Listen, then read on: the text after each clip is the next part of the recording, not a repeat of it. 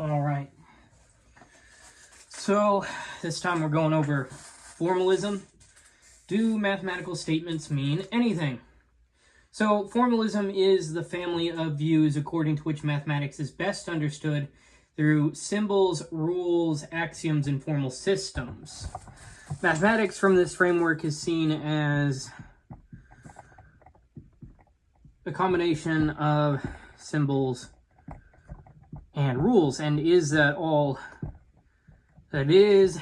That is the question we're asking. But the main question, put more succinctly, or I suppose more explicitly, is mathematics about anything?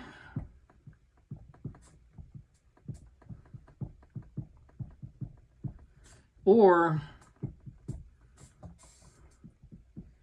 is it just rule-governed symbol manipulation?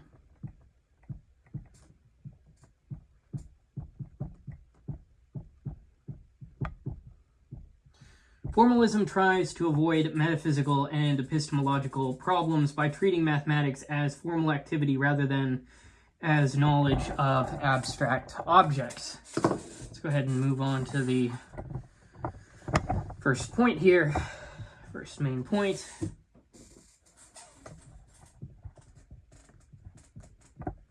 The formalist impulse.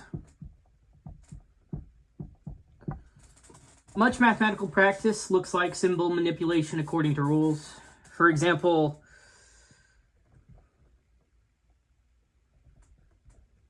well, let me just say, much of math looks like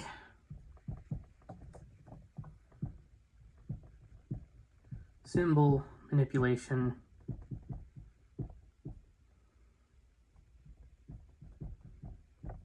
according to rules.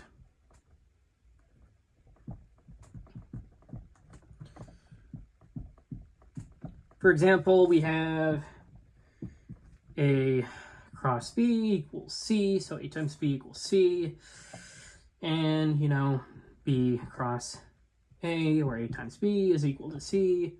We also have A does not equal to 0, or C over A is equal to B. Right, the formalist asks whether this is not merely how mathematics is represented, but what mathematics essentially is. Formalism seizes on the rule-governed symbolic character of mathematics and asks whether anything more is actually needed.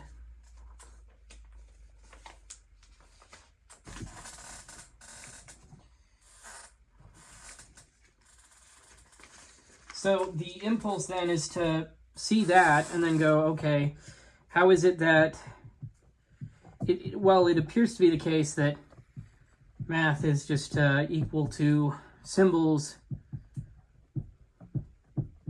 plus rules for manipulating said symbols. And we're left with the question, okay, do symbols have to mean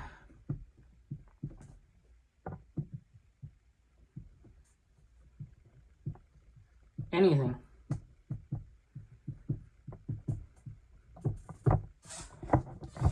Right, now let's go ahead and move on to the next point.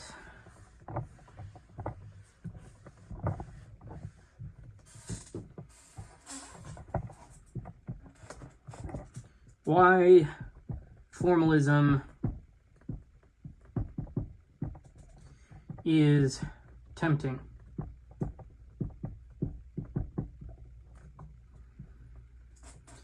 Now, formalism becomes especially tempting when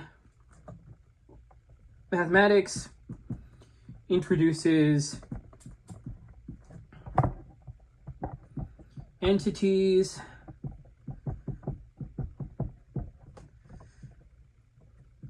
that seem difficult to interpret.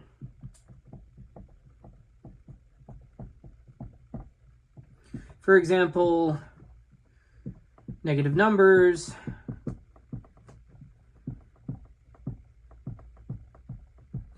irrational numbers,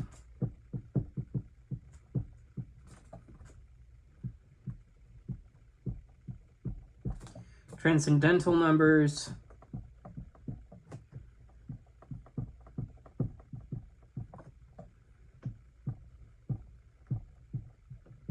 imaginary numbers,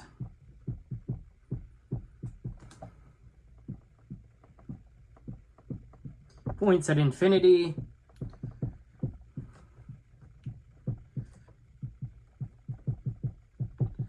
so on. Instead of asking what these entities really are, the formalist may say that mathematics only tells us how to use the corresponding symbols. Formalism offers a way to avoid metaphysical anxiety about mysterious mathematical objects.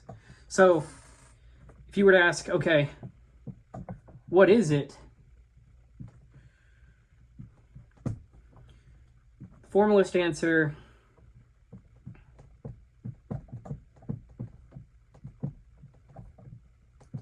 would be one, that it doesn't really matter, and two, it's symbol governed by rules, and that's the extent of it. E.g., for example, I squared is equal to -1, right? Now, the idea of formalism breaks down into two big types. There's two big types of formalism. One of which is this next point, term formalism. So the first version of formalism we'll talk about is term formalism. And basically what that's about is, okay, mathematical objects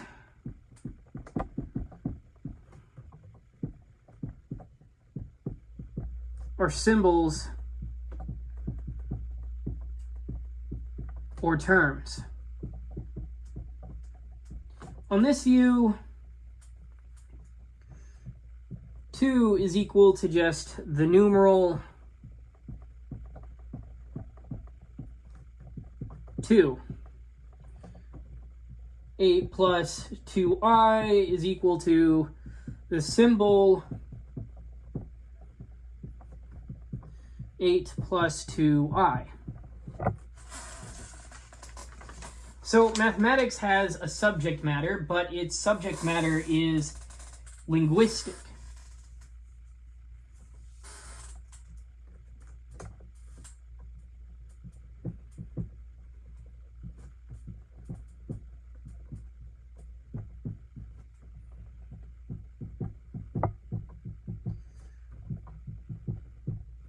Right, so to each of these questions, right, the formalist has an answer. What is math about?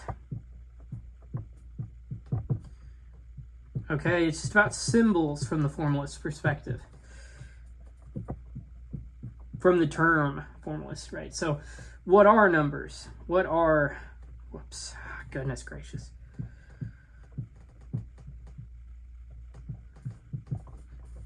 What are numbers? Well, they're just numerals or symbol types.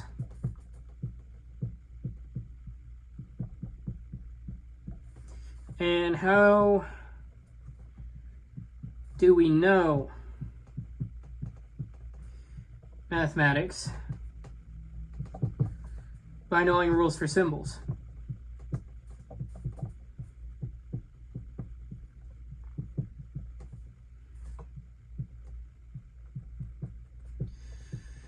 Term formalism doesn't say that mathematics is about nothing. It says that mathematics is about its own signs. So, to put this a bit more succinctly, numbers are just equivalent to numerals. Mathematical objects are just equivalent to mathematical terms. All right, let's go ahead and move on to the next point.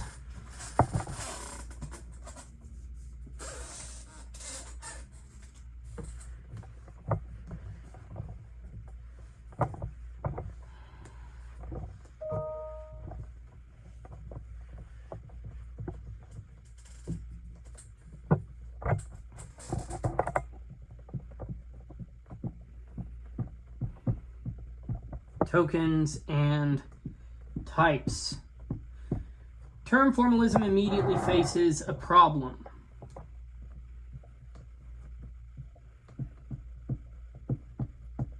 Consider 0 is equal to 0.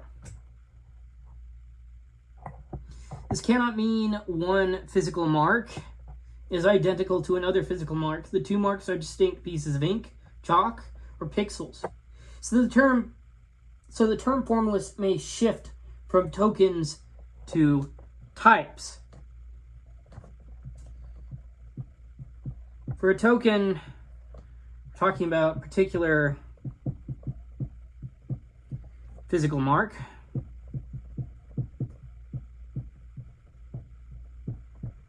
For instance, this ink mark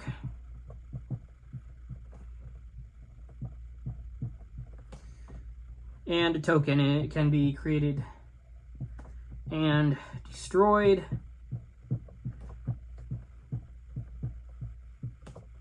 Versus a type.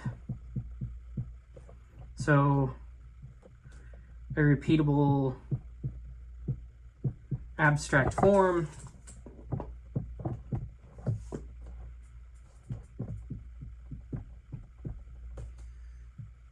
The symbol form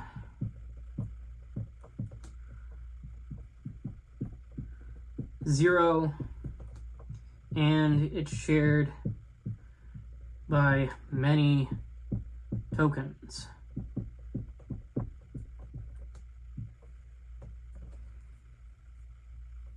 different level of reality. It's like, well, if you drew a picture of Santa, it would kind of be, that specific picture would be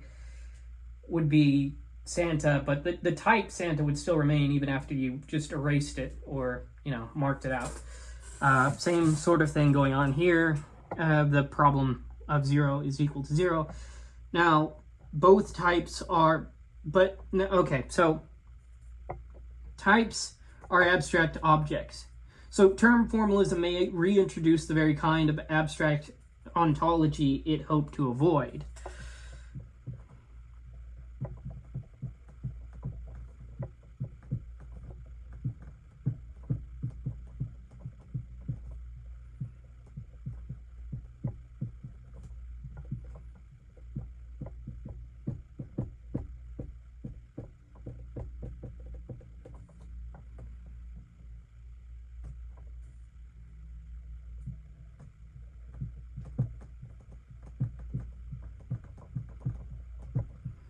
Right, and so if numbers are symbol types, then term formalism still owes us an account of abstract objects.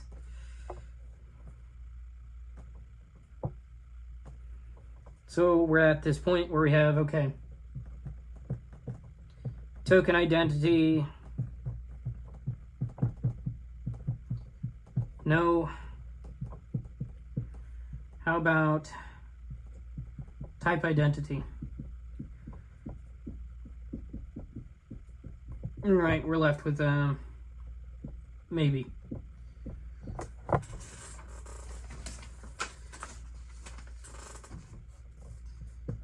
But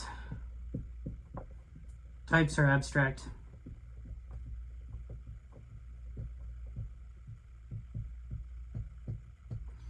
All right, so let's move on to the next point.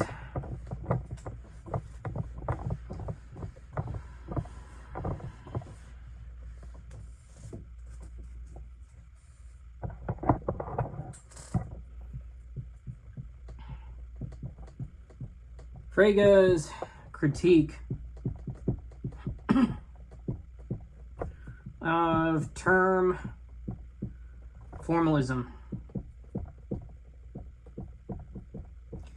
Frege presses the problem with ordinary equations.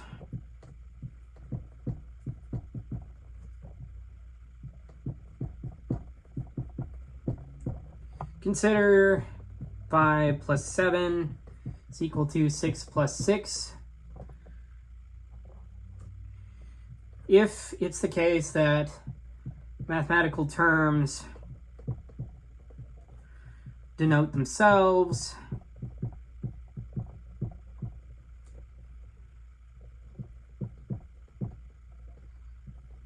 then this says symbol term 5 plus 7 is equal to symbol term 6 plus 6.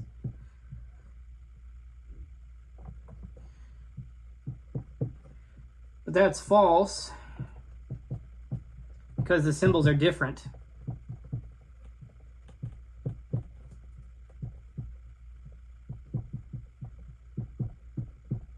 So the term formalist may reinterpret equality as intersubstitutionality.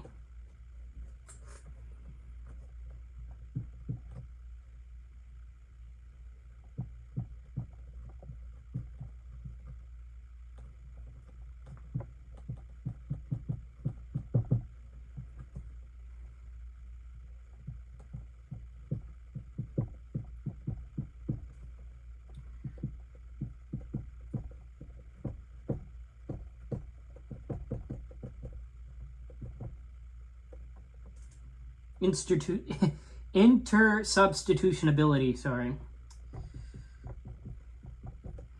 So that way you could actually say, okay, the term 5 plus 7 may be substituted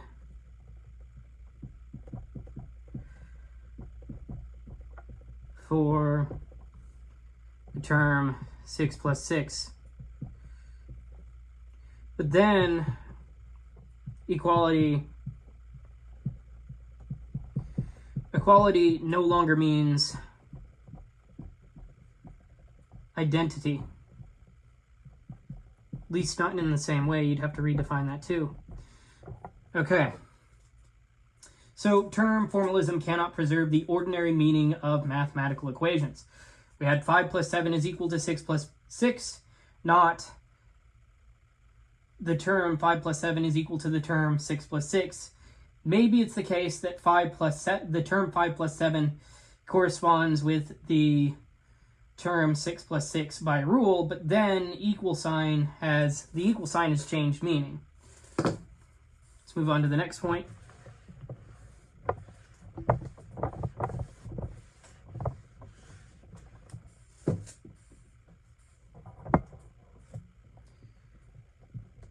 Real numbers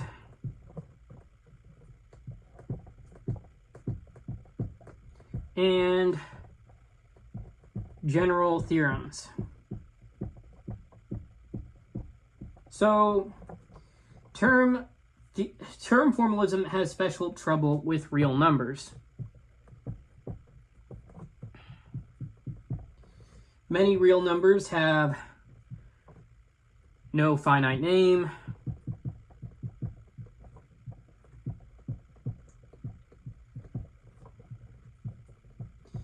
One might try to identify pi, symbol pi, with its decimal expansion 3.141559 and so on. But the decimal expansion is infinite.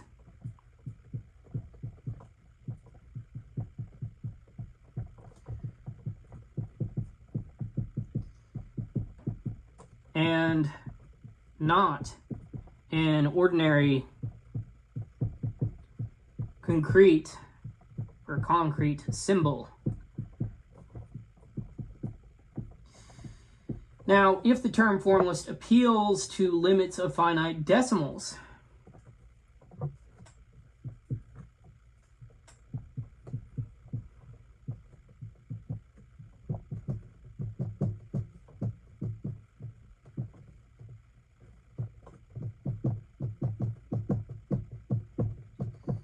then the view begins to look like ordinary real analysis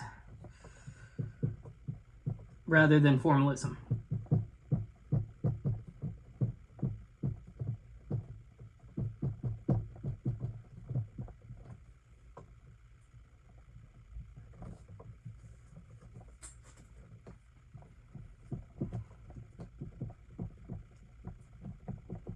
Term formalism also struggles with general mathematical theorems. So let me just erase this and get to that.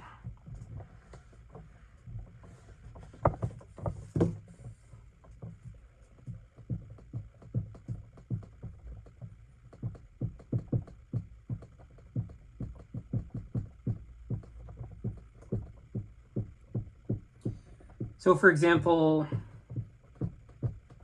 there are infinitely many primes.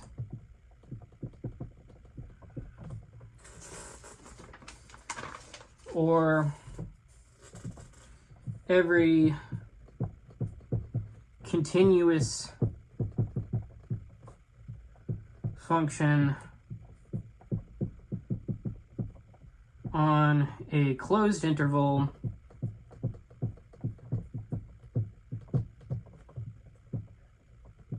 is bounded, or every non-constant polynomial over the complex numbers has a root. These do not seem to be merely about symbols.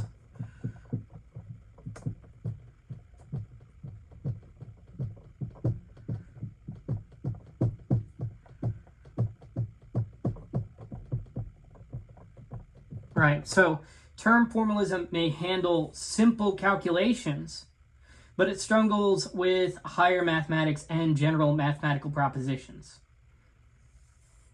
Let's move on to the next point.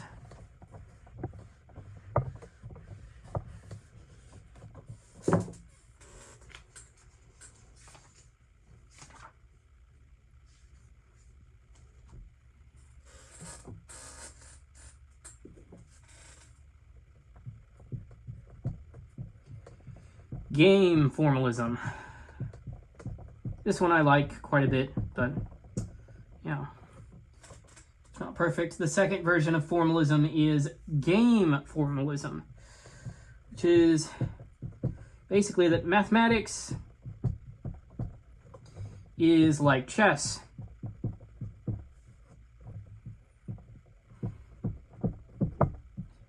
A game played with symbols according to rules.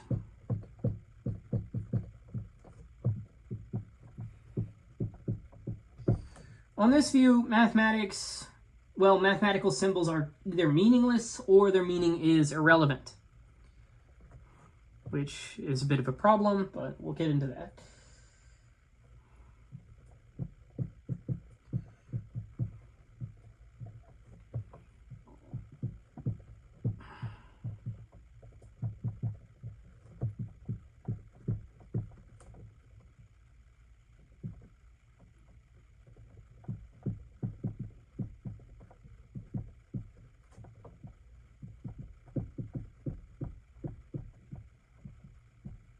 So you ask a question, what is math about? The game formalist would say, well, nothing. Now, what are numbers?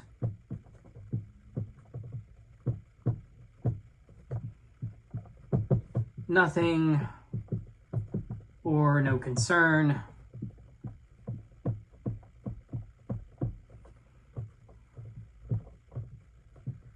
What is mathematical knowledge?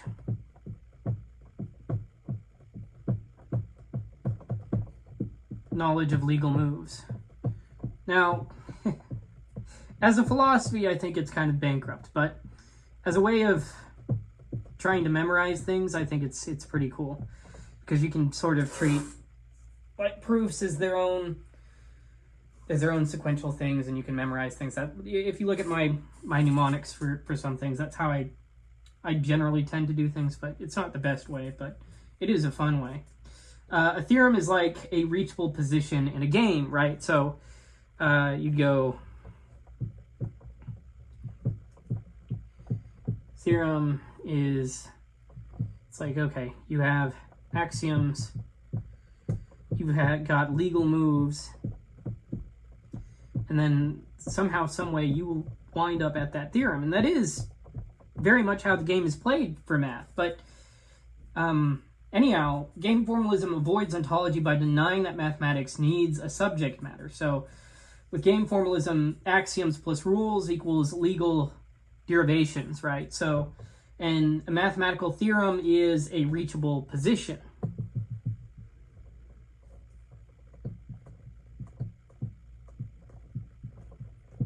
Which I think is somewhat true. I think that's true of the nature of the thing, but not true of... It's just whenever you go on to say it's meaningless, then I think is the problem. But that is very much how the game is played. The game is very much axioms plus rules, and then you'll get there. But yes, that's why I like it so much. It's because it's like it does have a point.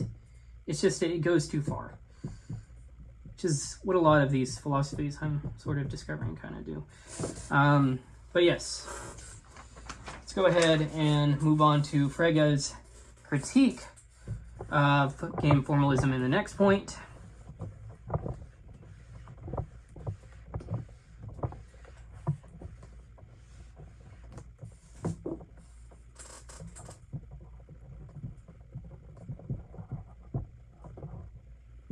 Frege's critique of game formalism. So yes, and this is a really, really good critique of that one part, which is that his main objection is the problem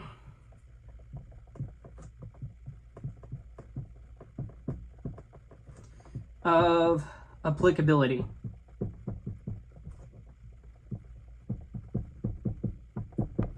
Right? So if it's meaningless, then why does it work? You know, it's like, why does it work to expand into things like physics and biology, and, well, physics, chemistry, biology, you know, and so on and so forth. Well, you know, it's like chess for all its...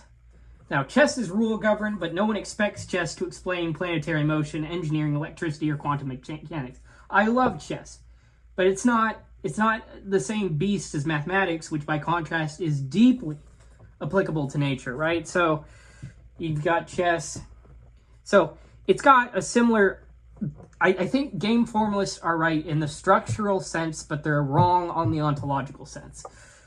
So rule governed... So chess is rule governed, right? And there's no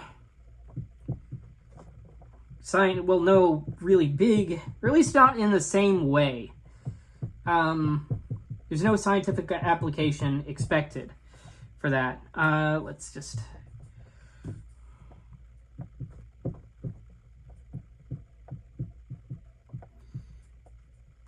No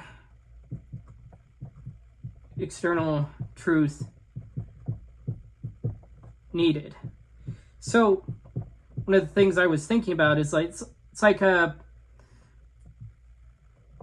logicalism is sort of right in that it has the bare bones of mathematics, but it goes too far in saying that it is mathematics, because like we were looking at earlier, it had those extra axioms which don't belong in just regular logic come about and try and define the system. Now, for game formalism, there's a notice of the structure of mathematics, but whenever it deems that the things in and of themselves that the rules are trying to arbitrate are meaningless, that's whenever it takes it a step too far. But anyway, so you have chess as rule governed, you have no scientific application really expected, no external truth really needed, except win or lose, right? But for mathematics, we have rule governed, scientifically indispensable. Now, there's a way that the game formalists get around this, and I think they're a rather clever bunch if this is so. But and mathematics is scientifically indispensable and seems to express truth. Right, and so the question you have to answer as a game formalist is, if mathematics is only a meaningless game, why does it work so well? Right, so Frege argues that applicability requires meaning. Arithmetic can be applied because its equations express thoughts. If mathematics is like chess, why does mathematics apply to science? Meaning seems needed for application.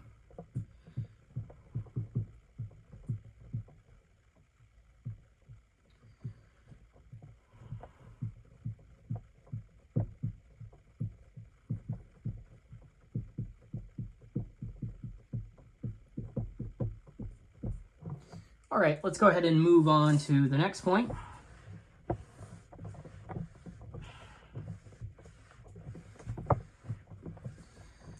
There's this other idea, which is more, it has a broader scope, which is instrumentalism. And we'll talk about it as analogy here. So logical positivism was the broader scope. The more broader scope philosophy when compared to logicism. Instrumentalism is the broader scope philosophy here. Game formalism resembles instrumentalism in philosophy of science.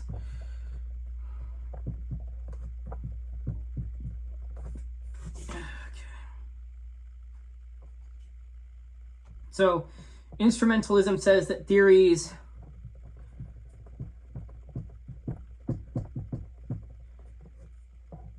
about observable entities are instruments for prediction, not literal descriptions of reality. So, science as prediction tool.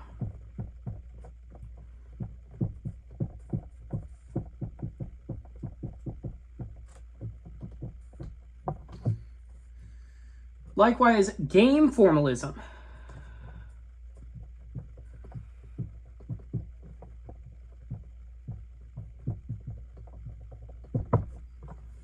Game formalism says that mathematics is an instrument made of formal systems, not a description of mathematical objects. So, math as symbol tool.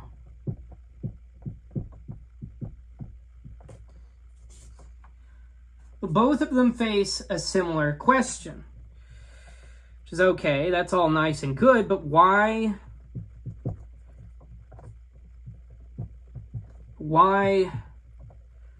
does the tool work? Formalism may avoid ontology, but it inherits a serious explanatory burden. Why is the formal instrument so effective?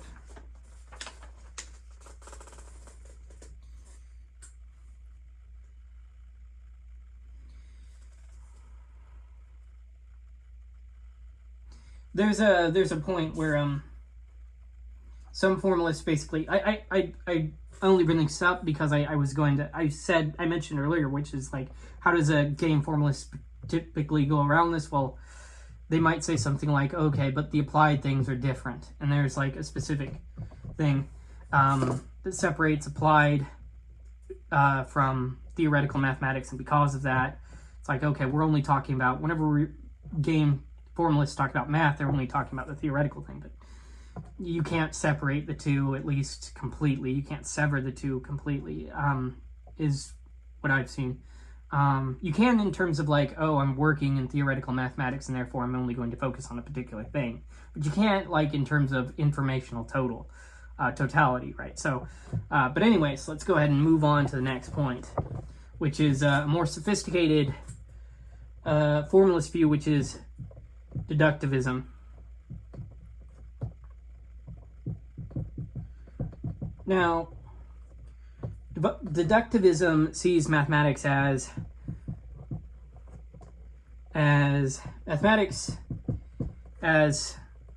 being that which studies what follows from axioms, but there's a problem with that just right from the outset, because you're not exactly discussing beliefs, right? The axioms of faith or morality. But anyhow, just taking axioms to just be things which you say about, I guess, math or just logic. A theorem phi is not simply asserted as true. Rather, the claim is, if the axioms are true, then phi is true. This is why deductivism is sometimes called if-then-ism, right? So,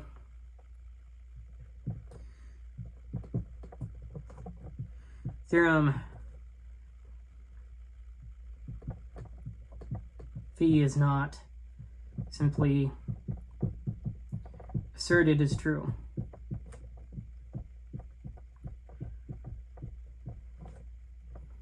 Rather, if the axioms are true, then phi is true.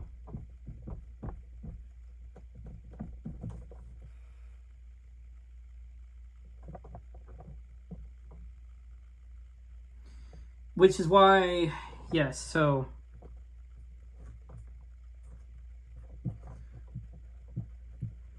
deductivism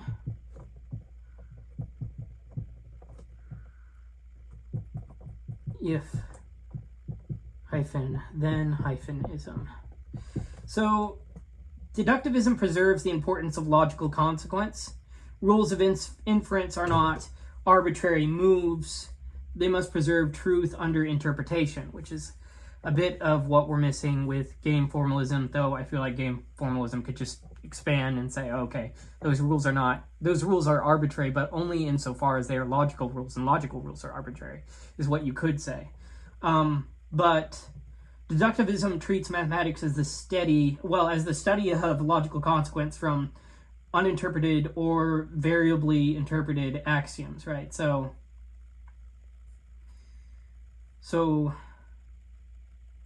that's the difference there.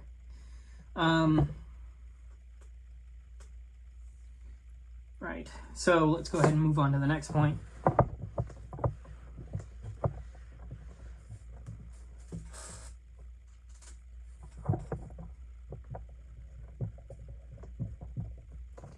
Logical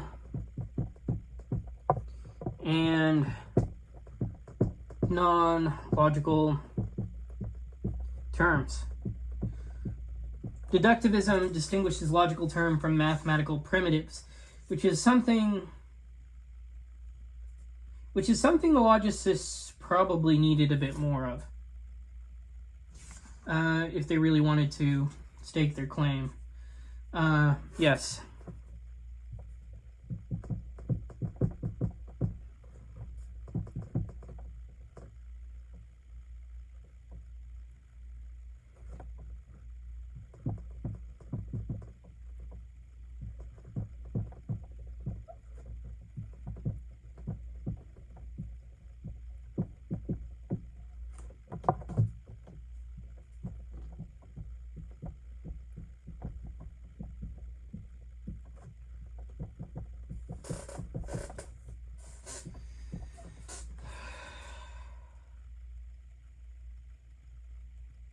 So, for instance, for logical terms,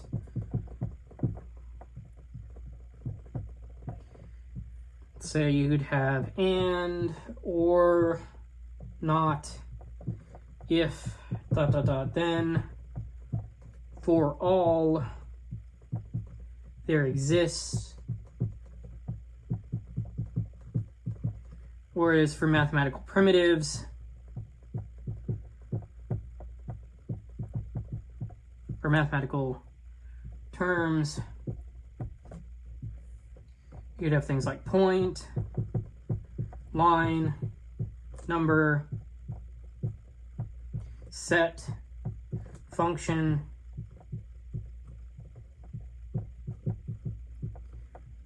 and plane.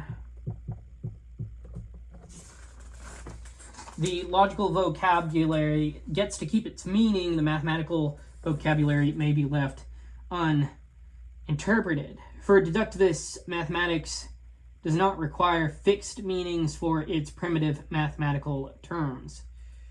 So it's a definite element to this of, okay, let's keep logic fixed,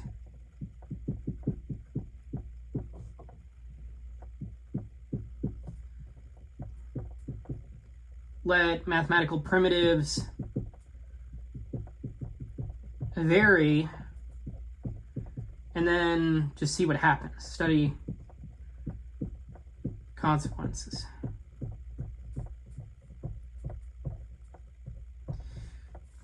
Okay, let's move on to the next point.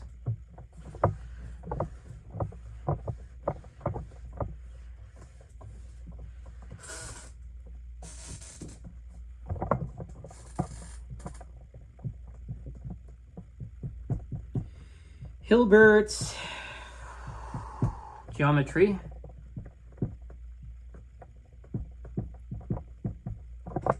So, Hilbert's grundlegende geometry is the central example of deductivist mathematics.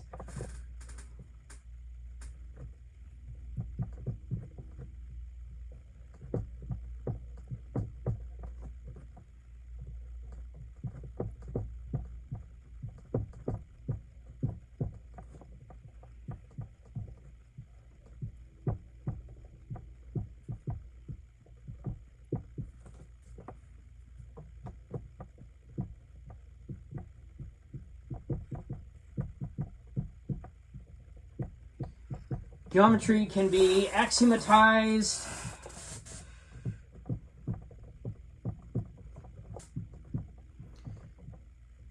let me see. Axiomatized without relying on spatial intuition.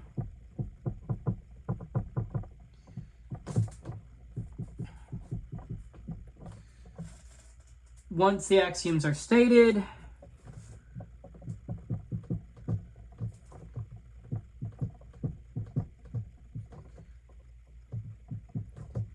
proofs depend only on formal relations amongst the terms, formal relations among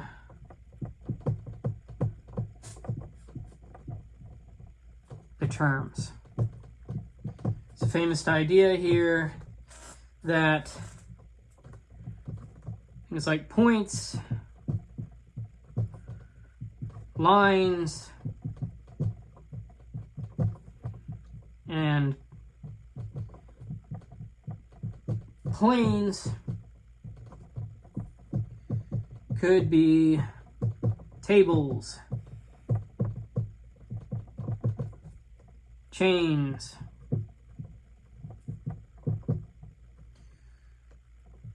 and beer mugs. Now, what matters is not the intuitive meaning of the words, right? What matters is whether the objects satisfy the axioms. Hilbert transforms geometry from the study of intuitive space into the study of abstract relational structure. So, point, line, plane implies table, chair, beer mug, same theory if the axioms are satisfied.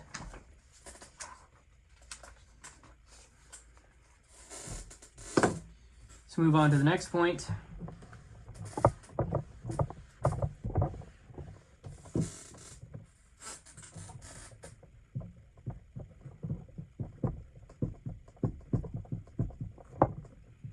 Implicit definition.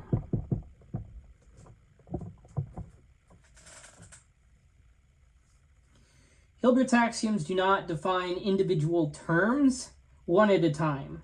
Instead, they define the primitive terms together by fixing their relations. This is called implicit definition.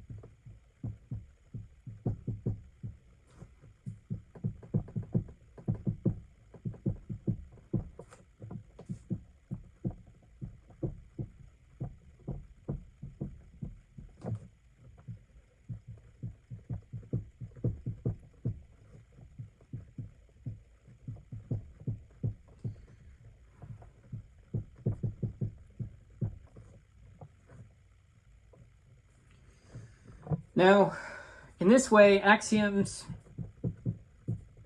implicitly define a structure.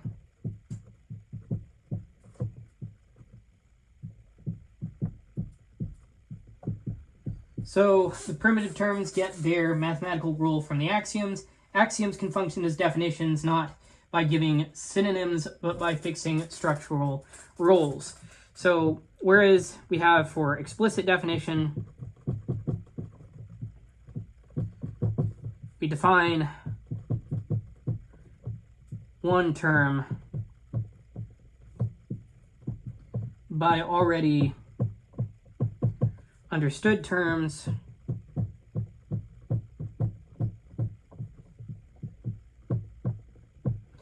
we have implicit definition as fix several terms by their relations.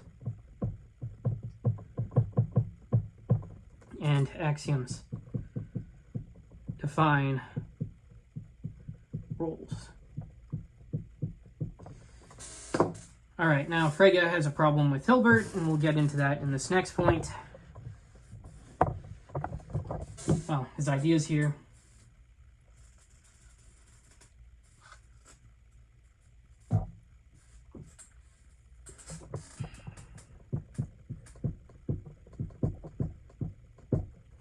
Frege versus Hilbert.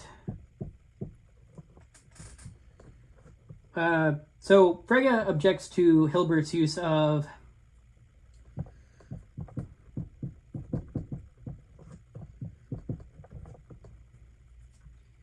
axioms as definitions.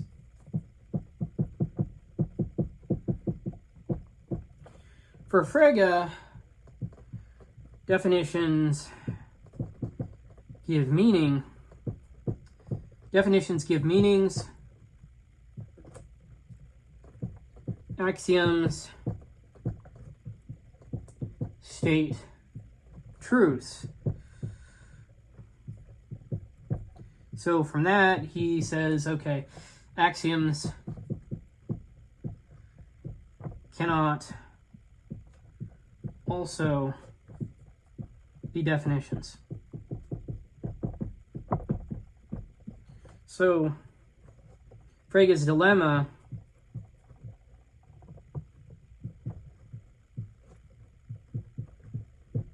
can be summed up by a chart. So you have Okay, terms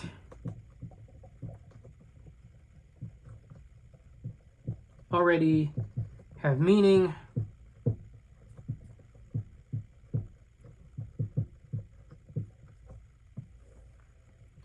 Then axioms can be true or false, but are not definitions.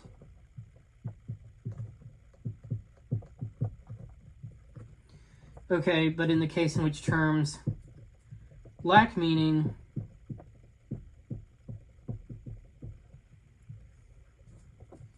axioms cannot be true or false. Yes, so in his view, it's like, well, the definitions in the axioms, they're different things.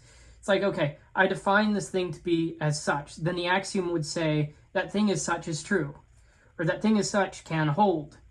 Now, the terms lacking meaning, axioms cannot be true or false. So they are not genuine axioms.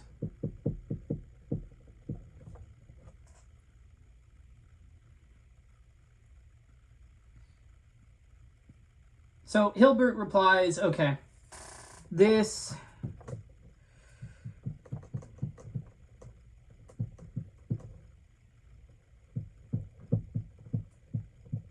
misunderstands modern axiomatics. He says, okay, let me just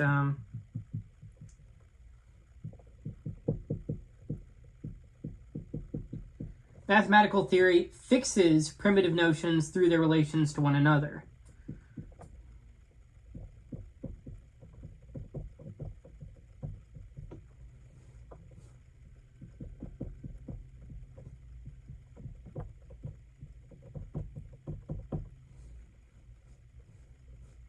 I'm going to need more space than this allows, but math theory fixes primitive notions via relations.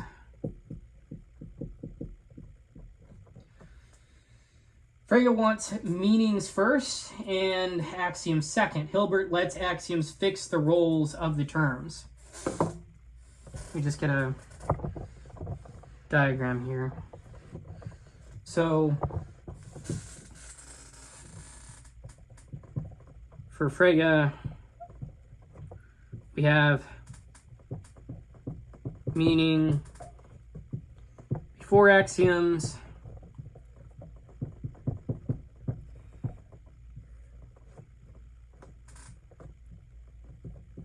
truth before consistency.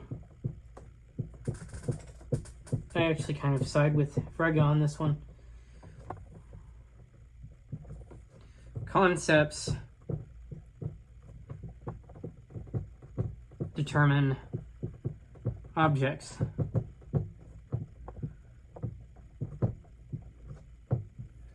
And for Hilbert,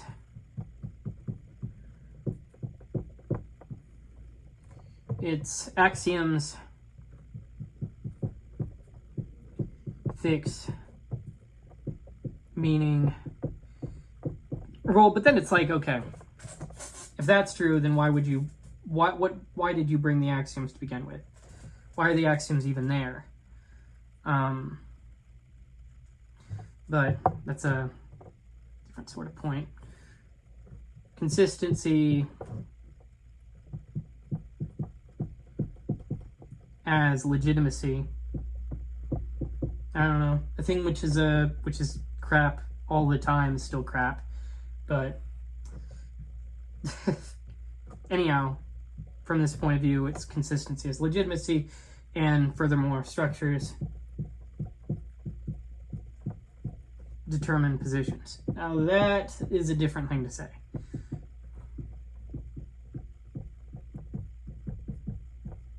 But, you know, it still could work. last part I don't really have much of a problem with. The structures determine positions, but yeah. So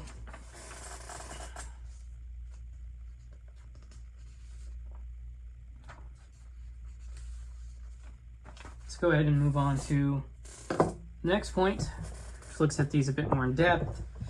Which looks at one of them a bit more in depth, which is the part which I don't really like the most, but let's go over it anyhow. Consistency as legitimacy. So Hilbert famously claims if the axioms are consistent,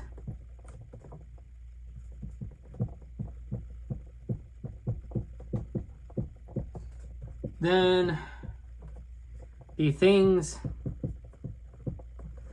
defined by them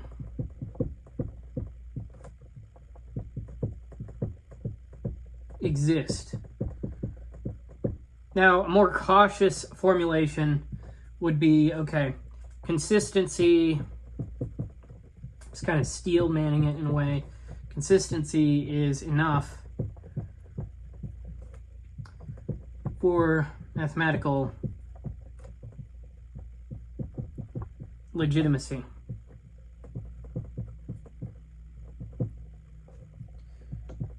This is a crucial formalist idea. Mathematics need not first identify as an independently given subject matter. It can set up a consistent axiomatic system and study its consequences. Hilbert replaces the question, what are these objects, with the question, are the axioms consistent, right? So, yes. Let's move on to the next point,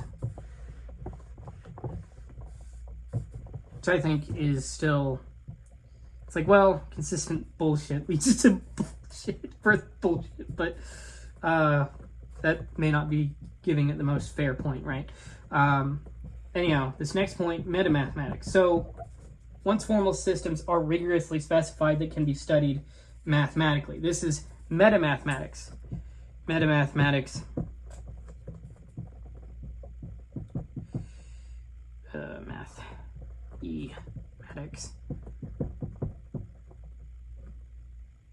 Come on. Is it equivalent to mathematics about formal mathematics. And what I meant by it being like, okay, if the axioms are consistent, then the things defined by them exist. Okay, if the axioms are bullshit, then the things defined by them are bullshit. Is that, well, if the mathematical axioms don't have any connection to sort of physical axioms or things like that, then it's like, well, mathematics wouldn't exactly be worth much anything at all, right? So, though, you know, that's a thing up for debate. But anyhow, like I said, moving on to the next point, metamathematics as being equivalent to mathematics about formal mathematics. Metamathematical questions include, is this axiom system consistent, right? So,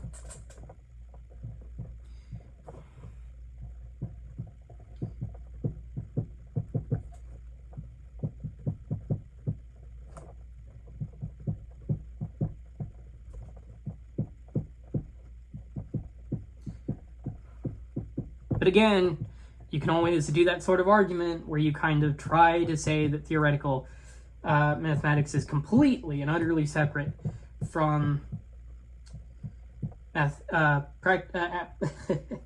applied mathematics, despite the fact that they both have mathematics in the name.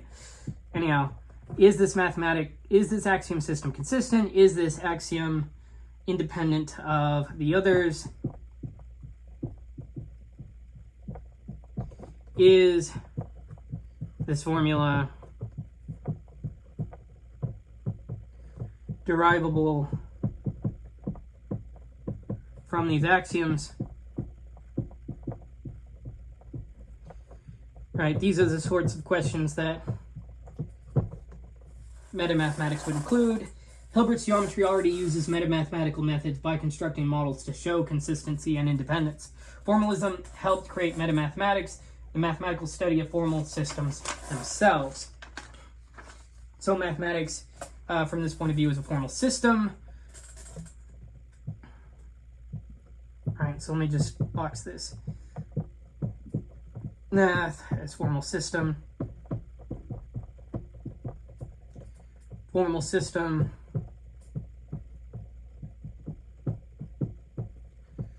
as an object of study.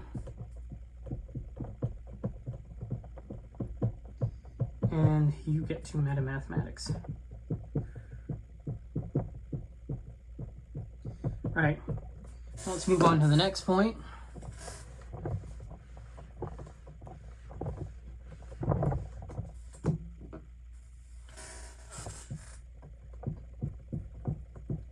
The foundational crisis. Let me just pause right here for a bit. So at the turn of the 20th century, mathematics faced both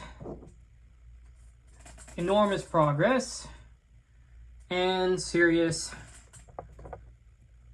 foundational anxiety.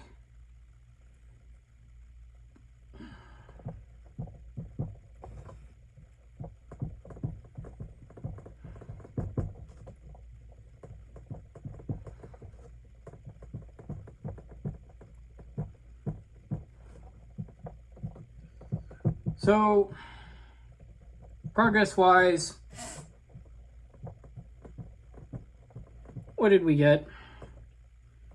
Well, we got real analysis. It's pretty cool. We got complex analysis. All right, and we got Cantor's set theory.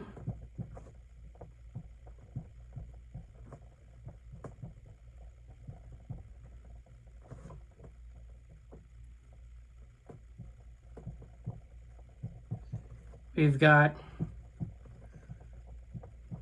mathematics of the finite. Oh, of the infinite. Yeah, here we are. Crisis points. What are those? Points of anxiety.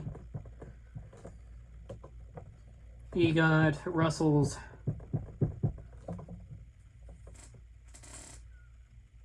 paradox.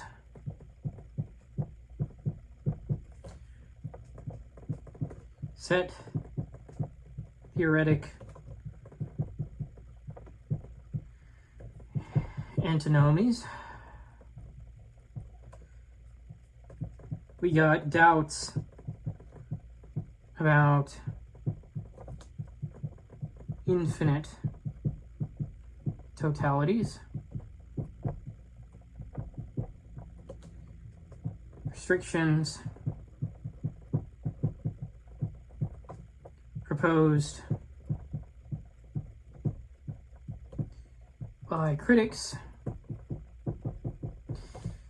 And we have Hilbert in the middle of this wanting to preserve classical mathematics without surrendering to skepticism.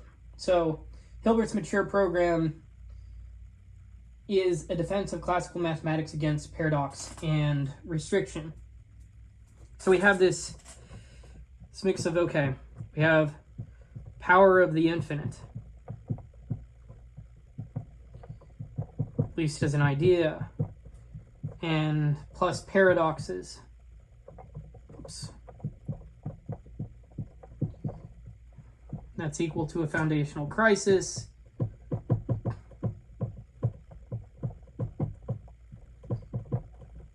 And what does Hilbert want to do?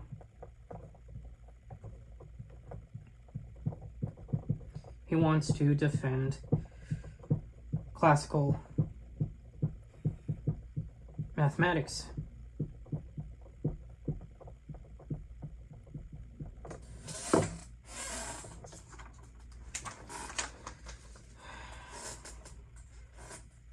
Right. So let's move on to the next point to see how he does that. At least attempts to. So this next point is Hilbert's program.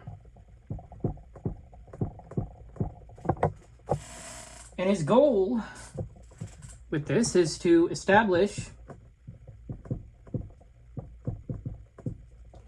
once and for all the certainty of mathematical methods.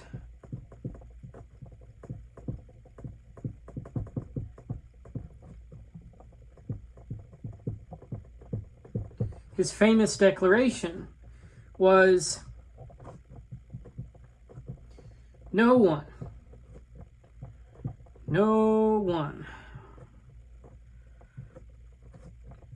shall drive us out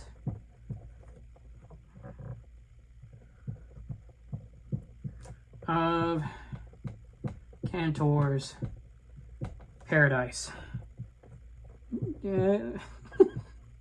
Well, he's right about like not one single person doing it, right? But I guess that sort of depends on what you mean by Cantor's paradise. But anyhow, the strategy of this is to formalize ideal mathematics and then prove using secure finitary methods that these formal systems are consistent. So the whole idea behind this, was, let's formalize, let's prove consistency, is good as long as your axioms are good. It's just that mathematics had good axioms for what it was working with, in terms of like establishing a truthful parity with what it was able to see in the physical, in physical things. So, but I think Hilbert and, deductivists in general take for granted just how good the axioms actually are. But anyhow, so he goes from classical mathematics to formal system T, right, to finitary proof of the consistency of that formal system T, right? So with that, I can go ahead and go on to the next point.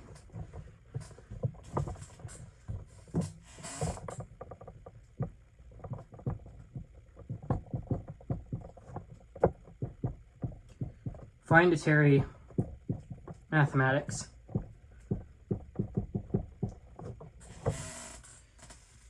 Hilbert distinguishes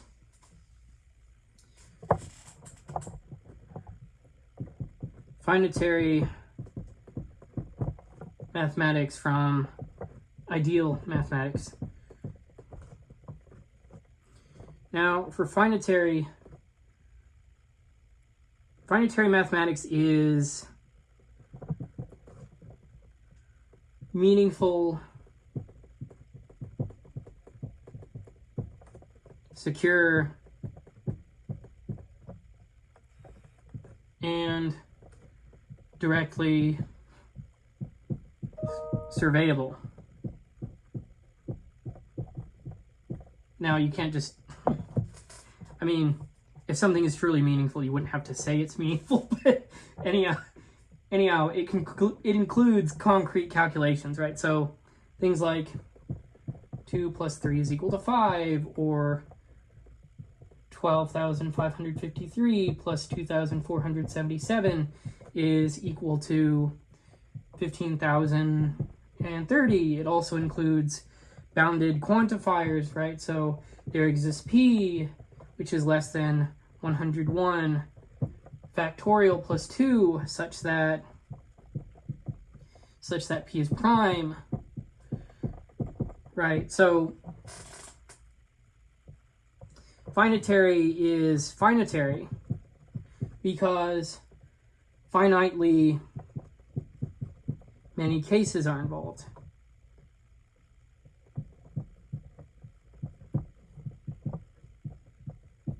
All right. Finitary mathematics is Hilbert's secure base. Meaningful mathematics concerning concrete symbolic constructions.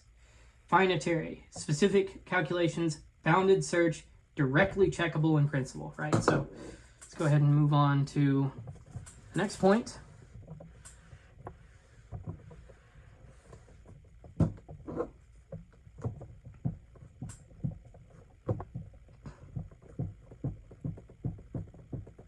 Bounded and unbounded quantifiers.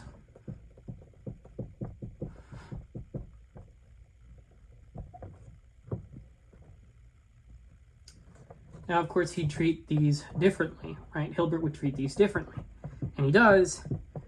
So for bounded quantifier, for a bounded quantifier, you have finite search,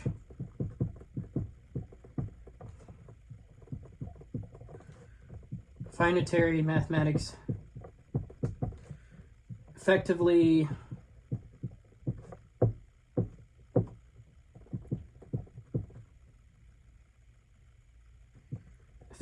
checkable in principle.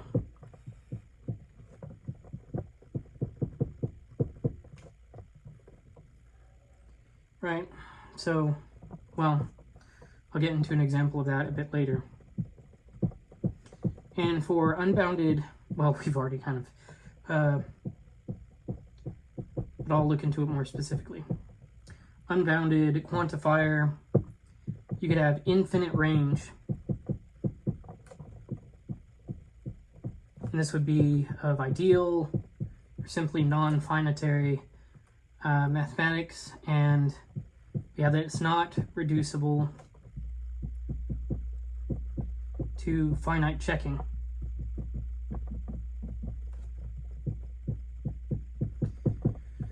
Now, an example of bounded quantifier, right, from earlier, there exists p, which is less than 101 factorial, plus 2, such that p is prime, right? In principle, that's checkable. You could go about and do this if you had enough time.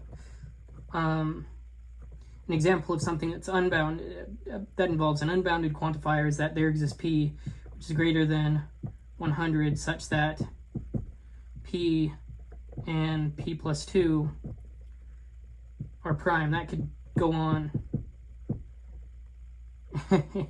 That could stretch on ad infinitum, right? So the second statement ranges over infinitely many possible numbers. Now, the finite or infinite distinction between becomes epistemologically central for Hilbert here. So it's a matter of, right, finite check versus infinite range.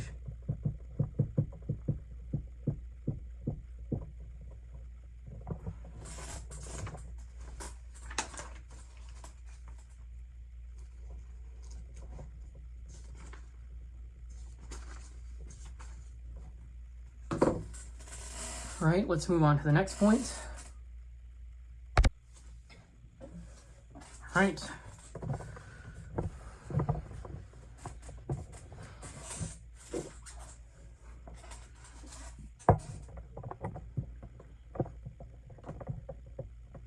Oh, come on.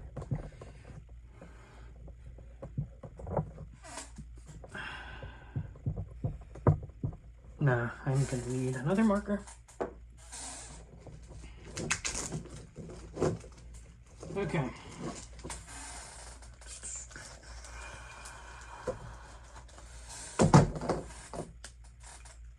So, this next point. Oh, come on. Stroke symbols. There we go. Okay, so Hilbert, which I think this is actually a pretty cool idea.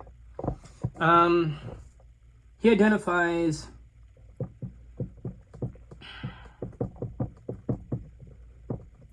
natural numbers with stroke symbols.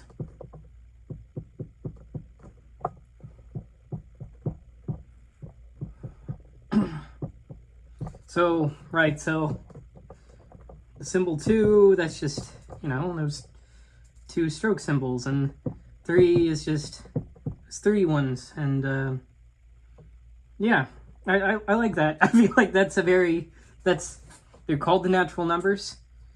It's like we picked up them basically using these freaking sticks, right? And that's the way it's going to be. And there's no 0 in there, so that's nice. But at least from my point of view. But the statement, well, it's not just that. It's like, okay, 0 came way later than all of the other numbers insofar as like practical general acceptance is concerned.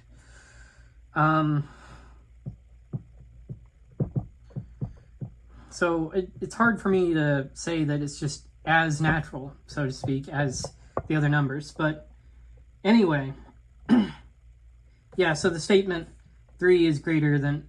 Oh, goodness. Writing nonsense while I'm talking. Okay, so the statement, you know, 3 is greater than 2, 2 is less than 3, is means that the stroke symbol for 3 is longer than the stroke symbol for 2. If you were to, like, you know, attach them end to end. These are not ordinary ink marks. They are symbol types or directly surveyable symbolic forms. Hilbert's finitism has a Kantian element, which is that it rests immediately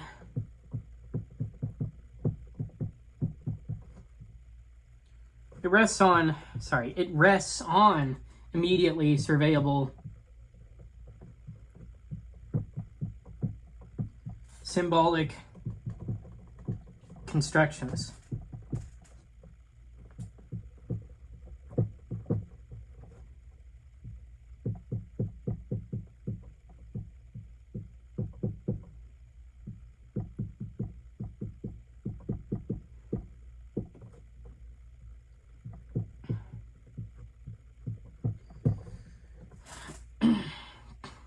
Okay, let's move on to the next point. Forgot to put the little parentheses and say Kantian, but there we go. Gets its own little moment in time now. So this next point is ideal mathematics.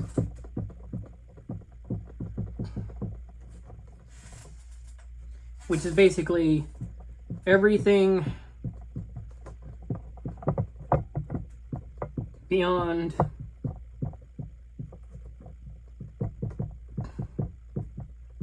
finitary mathematics.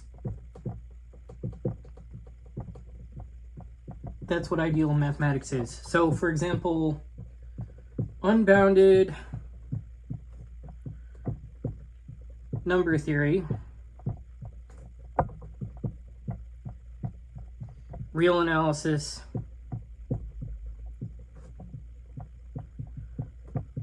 complex analysis,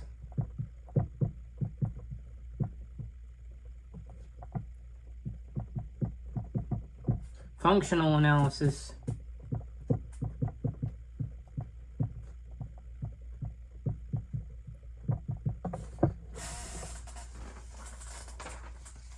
set theory, and so on in a similar vein.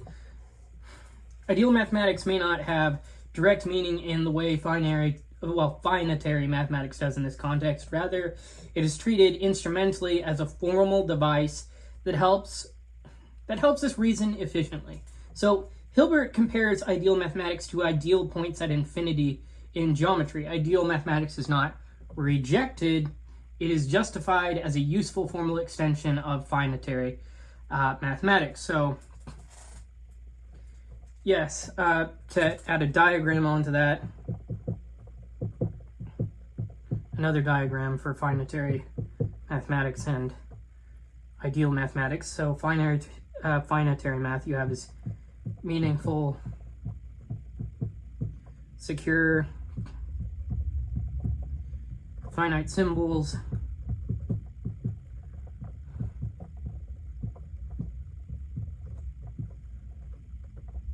whereas ideal mathematics you have as formal / instrumental,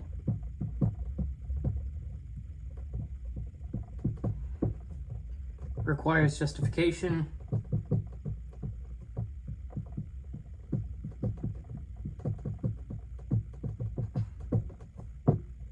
and contains knowledge of, well, at least know-how of around infinity analysis and set theory.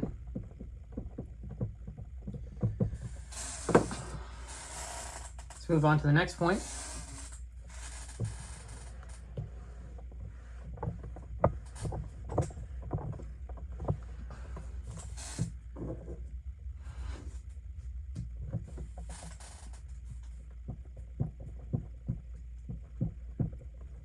Conservativeness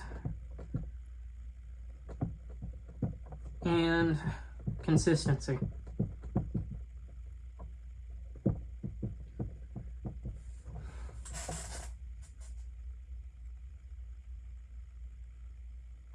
So there's this idea, which is that ideal mathematics is ideal math is legitimate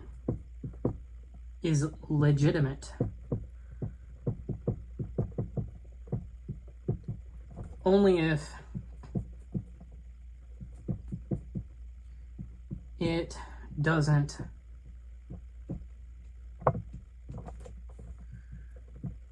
lead to false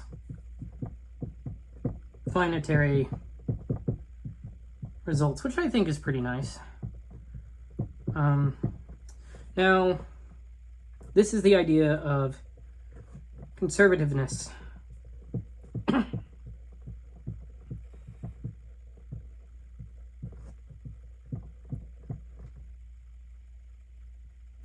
Which is that ideal math should be conservative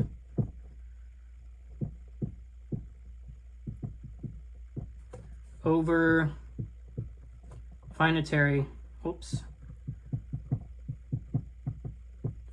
mathematics. In practice, this becomes the demand for consistency. Prove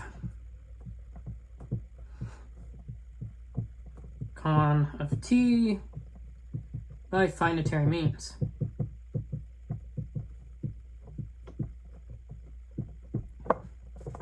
If an ideal theory T is consistent, then it cannot derive contradiction. If it is also conservative over finitary mathematics, then it cannot corrupt the meaningful base.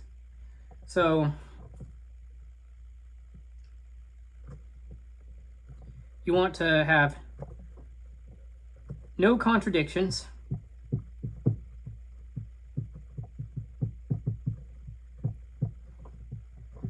via consistency,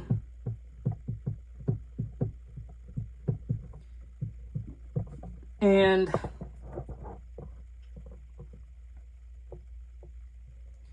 no meaninglessness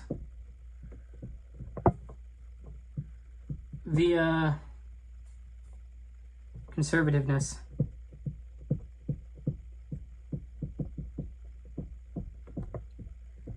Hilbert's formalism justifies ideal mathematics by proving that it is safe for finitary mathematics. So an ideal theory T is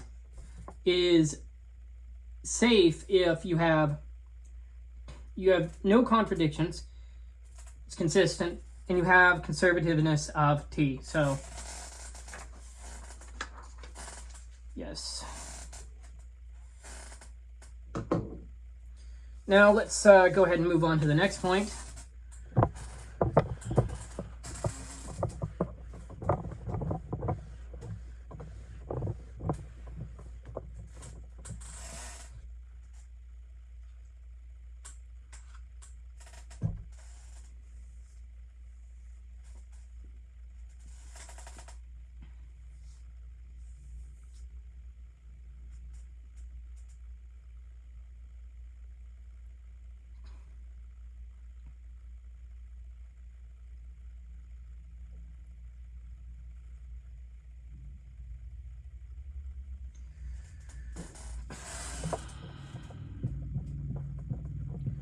von Neumann's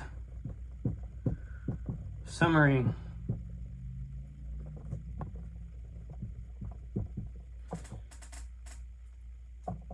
The sun never falls on the von Neumann empire.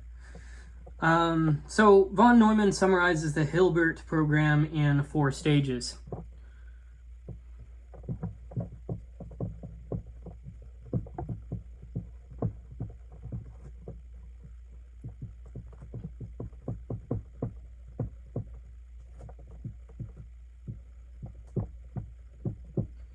First of which is enumerate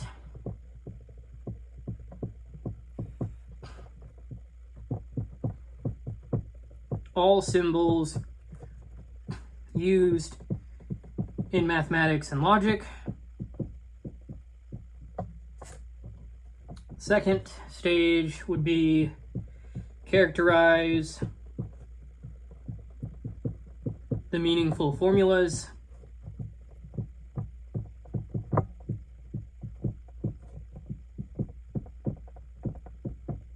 Third stage, give a construction procedure for all provable formulas.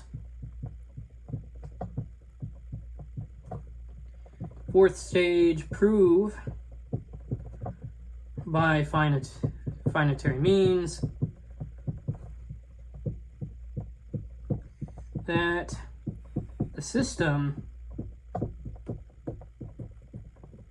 proves the correct finitary statements. Now, the first 3 stages concern formalization.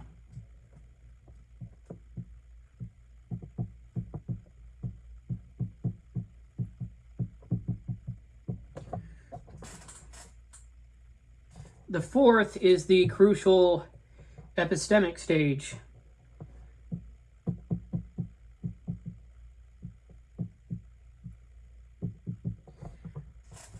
Proving that formalized theory is safe.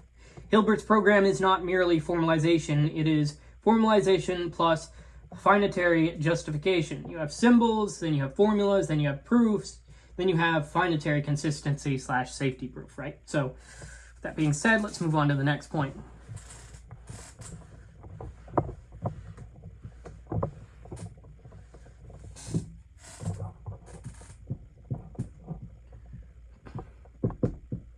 Gödel's first incompleteness theorem.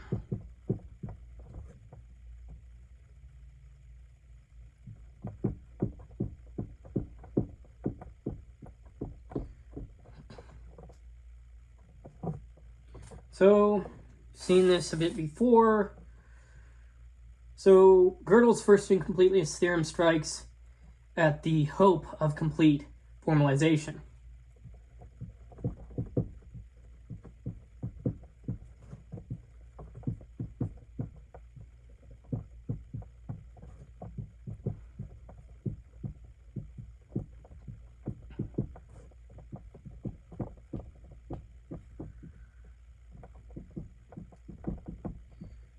So it says, right, so it says,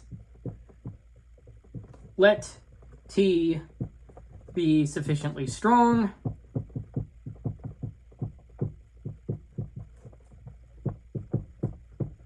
consistent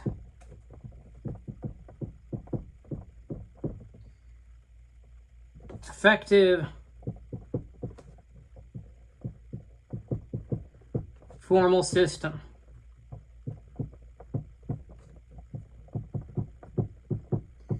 Then there's this sentence that exists within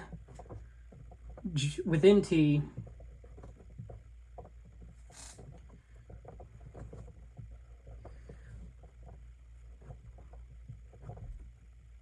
Well, I should say this. Then there is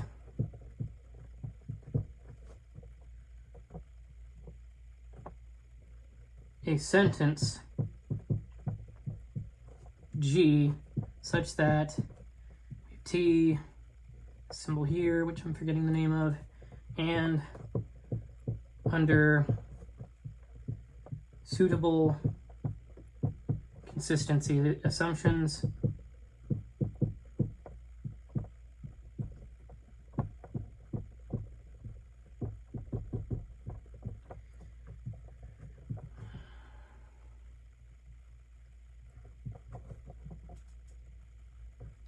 is not G. Roughly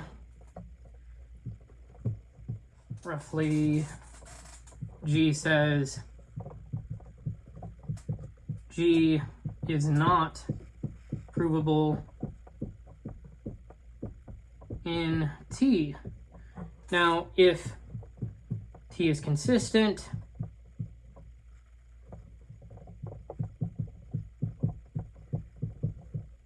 then G is true, but not provable in T. No sufficiently strong, consistent, effective formal system captures all arithmetic truth is the point. So, yes. Truth outruns formal proof. And we get to the second incompleteness theorem.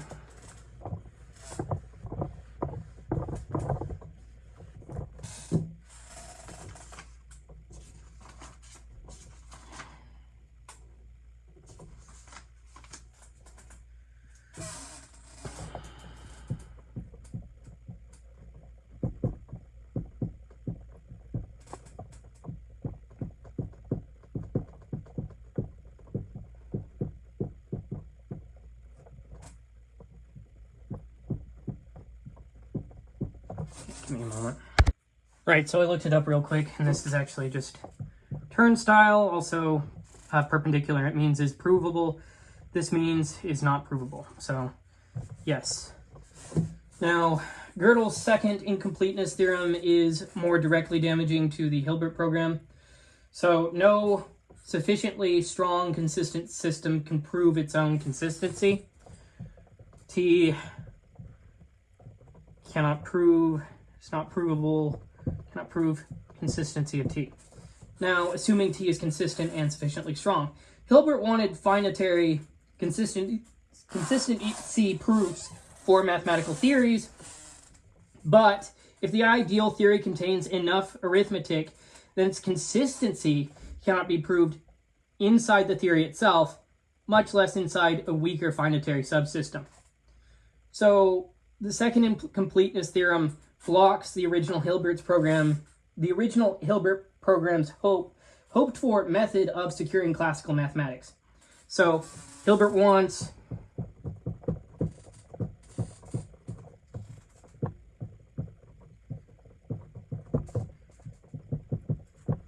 finitary proof of the consistency of T.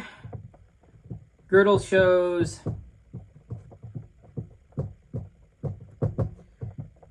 T cannot prove the consistency of T if T is consistent.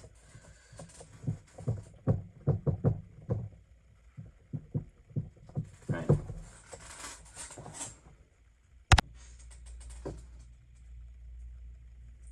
All right. Let's go ahead and move on to the next point.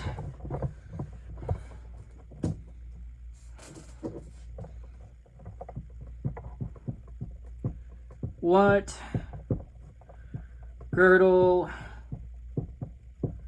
does and does not show. So Gödel's theorems do not show that mathematics is inconsistent. They don't show that formal systems are useless.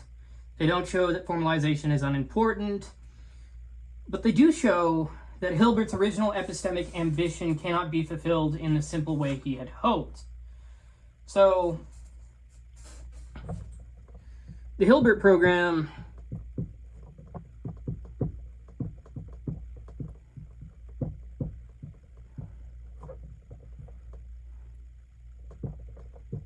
cannot succeed in its original form.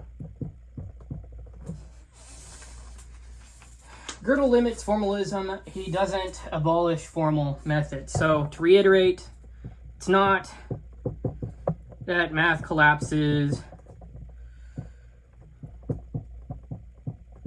It's not that formal systems are useless.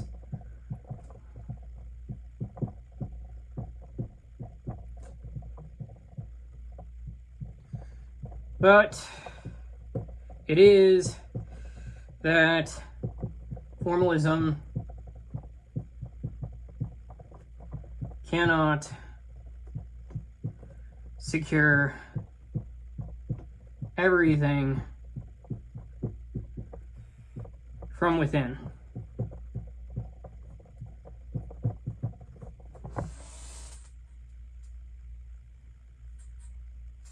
All right, let's move on to the next point.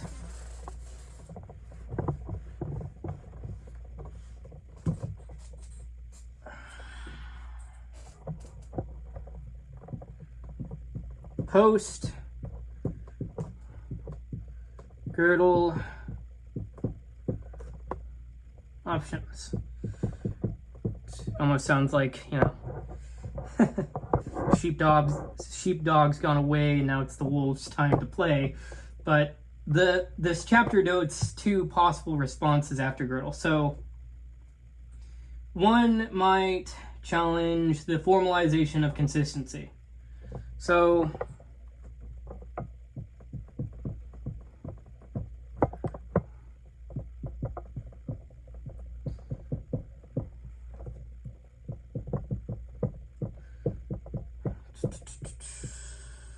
well, I'll just write later. Yeah, so one might challenge the formalization of consistency. There are different ways to express consistency, and some do not fall under the exact second incompleteness result. Second, one might argue that finitary reasoning is inherently informal and cannot be fully captured by any one formal system. So finitary reasoning is not equal to one formal theory.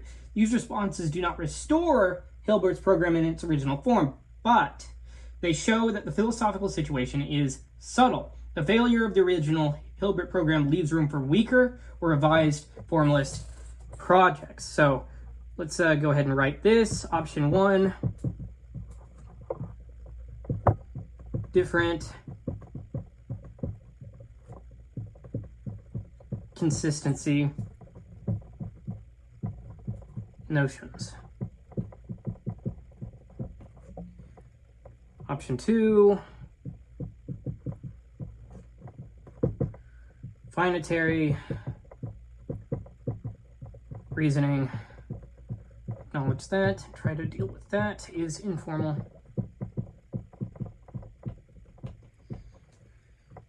Either way, you wind up with a revised, you wind up with a revision of Hilbert programs.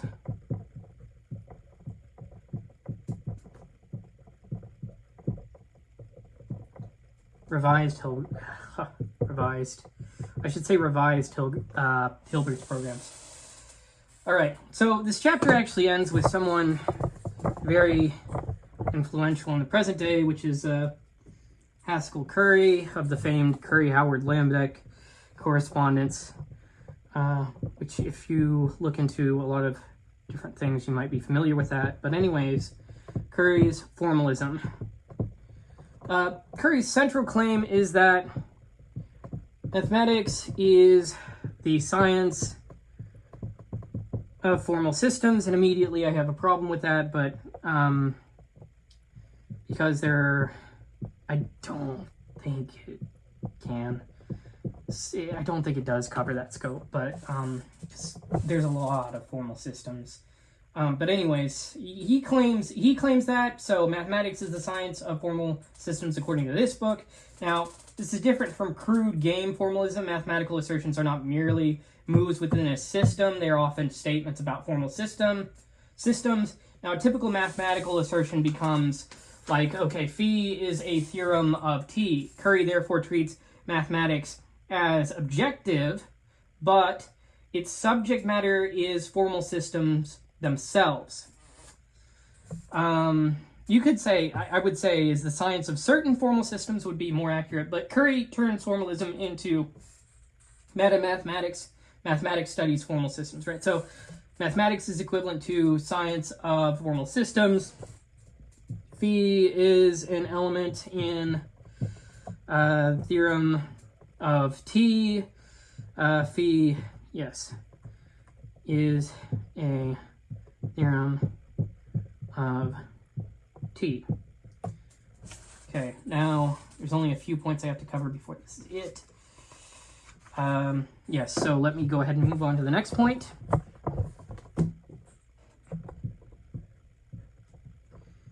Curry on curry.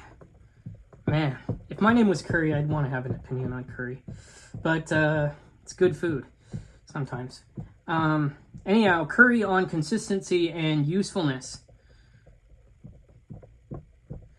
Curry doesn't follow Hilbert in requiring consistency proofs before accepting a formal system. So for Curry, acceptability is pragmatic. Criteria include, well, I'll write this down later, intuitive evidence of premises, consistency, usefulness. A consistency proof is useful, but it's not always necessary for accepting a system. If an inconsistency appears, the system may be modified rather than abandoned completely, which, is pragmatic. So Curry's formalism is less vulnerable to Gödel because it doesn't require Hilbert-style finitary consistency proof. So acceptability is equivalent to purpose relative.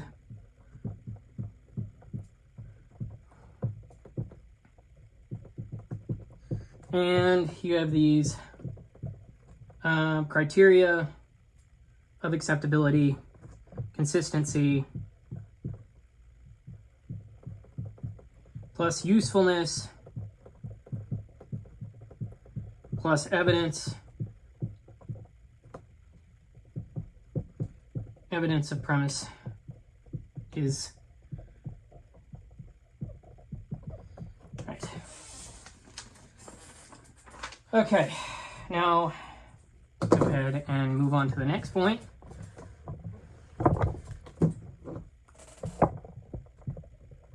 Which is the problem of informal mathematics. So Curry's view faces a problem. If mathematics is the science of formal systems, what about mathematics before formalization? Right? So were the following people not doing mathematics, like Archimedes, Fermat, Euler, Cauchy? Even today, much mathematical practice is, in fact, informal. Mathematicians do not usually write their work in fully formal deductive systems. Formalism risks mistaking the formal reconstruction of mathematics for mathematics itself. So, to put it shortly, formalized mathematics is not equal to all mathematical practice. So it leaves us with the question, okay, does formalism lose the living practice of mathematics?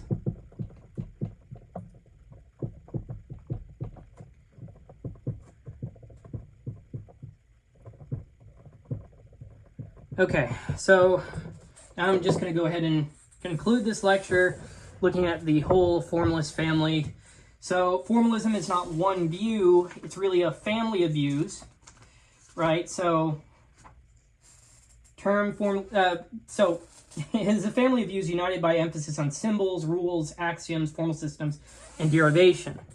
derivation. So if you remember, we had term formalism, it's math about symbols. Well, it's going to take me forever to write the diagram on here, but you had term formalism, which was math about symbols, objects is equal to terms. Frege came up and he was like, okay, equations fail. And then you had game formalism, which was math as a symbol game, so no subject matter. Frege says, okay, application fails. And then you have deductivism, which was math as consequence, if axioms then theorem, meaning is thinned out, so that's the problem there. Then you have the Hilbert program, which I still think is kind of a part of deductivism. These things are chained, right? So, but ideal math is justified by consistency, finitary proof of safety, but you run into Gödel's incompleteness theorems, so that's the problem there. And Curry, he adds a later version, mathematics is the science of formal systems, which runs into the problem that we mentioned earlier of the fact that non-formal mathematics is still there. So now, formalism is both powerful and limited. It's powerful because it clarifies proof, rigor, axioms, formal systems, consistency, and metamathematics. It's limited because mathematics appears to involve meaning, application, informal understanding, and truth that cannot be reduced to formal derivability. So we're left with this, that formalism reveals the power of symbols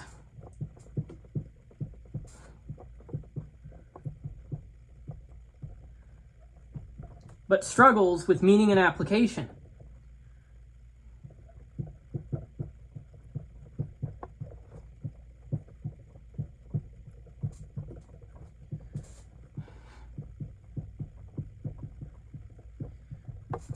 And furthermore, Gödel shows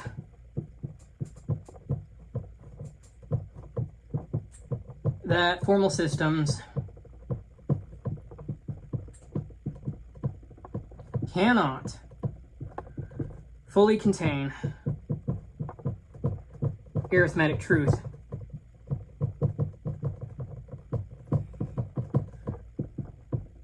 All right, so this chart is more or less filled out within the lecture notes. There's also some discussion questions in there along with key terms, but that is it for this lecture.